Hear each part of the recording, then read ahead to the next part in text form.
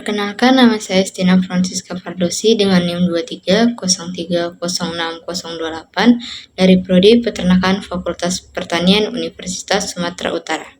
Di sini saya akan menjelaskan sedikit materi tentang metabolisme karbohidrat yang diampu oleh dosen Ibu Insinyur Penny Patriani, SPT, MP, IPM, ASEAN Eng.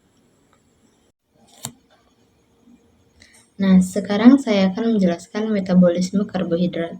Apa sih metabolisme karbohidrat itu? Metabolisme karbohidrat adalah proses kimia yang berlangsung dalam tubuh makhluk hidup untuk mengolah karbohidrat, baik itu reaksi pemecahan ataupun reaksi pembekuan. Karbohidrat tersendiri terbagi menjadi dua bagian, yaitu karbohidrat sederhana yang terdiri atas monosakarida dan sakarida. Lalu setelah itu ada karbohidrat kompleks yang terdiri dari karbohidrat rantai panjang atau gabungan 3 glukosa. Adapun fungsi dari karbohidrat sendiri dapat kita lihat. Yang pertama itu untuk menyediakan energi, yang kedua mengatur metabolisme lemak dan protein, dan yang terakhir sumber energi khusus untuk sistem saraf atau otak. Proses pada metabolisme karbohidrat sendiri terbagi menjadi 5 bagian, yaitu ada glikolisis, glikogenesis, glikogenolisis, HMP sort, dan yang terakhir gluconeogenesis. Baik, pertama kita akan membahas glikolisis. Glikolisis adalah rangkaian reaksi yang mengubah glukosa menjadi 2 molekul virupat. Pada proses ini juga dihasilkan ATP. Glikolisis disebut juga Embden-Meyerhof pathway, terjadi di dalam sitosol. Glikolisis terdiri atas oksidasi glukosa menjadi energi atau ATP, lalu terbagi juga menjadi aerob atau asam piruvat dan anaerob atau asam laktat.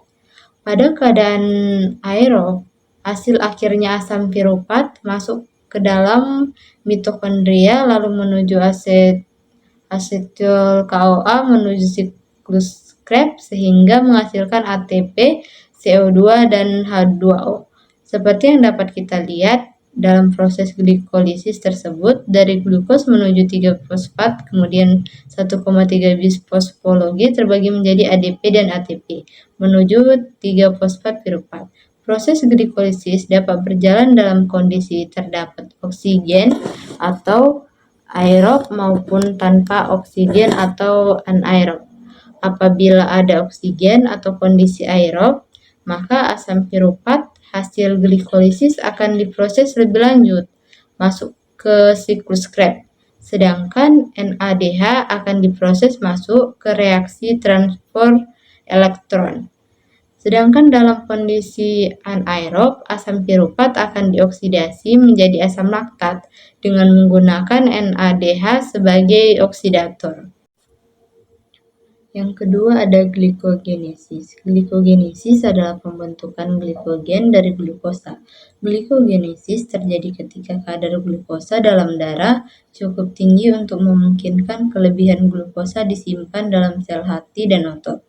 Reaksi pertama itu ada glukosa tambah ATP, glukokinase menuju glukosa 6P tambah ATP.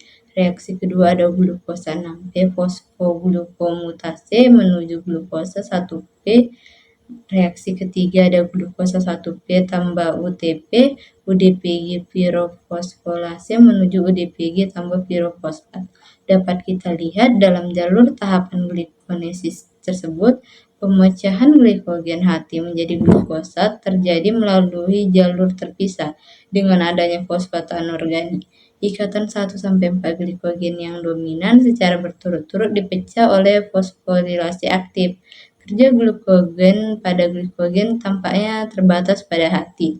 Di hati, glukogen mendorong pembentukan dan pelepasan glukosa dengan meningkatkan glikogenolisis dan menurunkan glikogenolisis.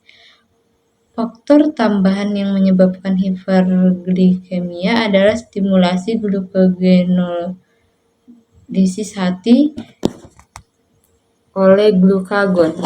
Glukosa 1 piruvat diubah menjadi glukosa 6 piruvat melalui reaksi reversibel yang dikatalisis oleh fosfoglukomutasi.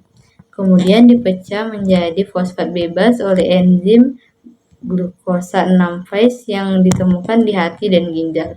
Berbeda dengan zat antara terfosforilase, glukosa bebas yang terbentuk dapat meningkatkan sel hati untuk memasuki sirkulasi umum, sehingga berkontribusi terhadap glukosa darah. Di jaringan otot tidak ada glukosa 6-phase dan glikogen otot tidak dapat mensuplai glukosa secara langsung melalui glikogenolisis. Selanjutnya, glikogenolisis. Kata glikogenolisis dijabarkan menjadi glikogen dan lisis, yaitu pemecahan atau penguraian. Sehingga glikogenolisis merupakan proses pengubahan dari polisakarida, yaitu glikogen, menjadi monosakarida, yaitu glukosa. Dapat kita lihat dari jalur glikogenolisis. Yang pertama itu ada glikogen menuju glukos 1P menuju glukos 6P menuju glukos tambah PE menuju fruktos 6P. Kemudian yang terakhir ada glikolisis kontinu.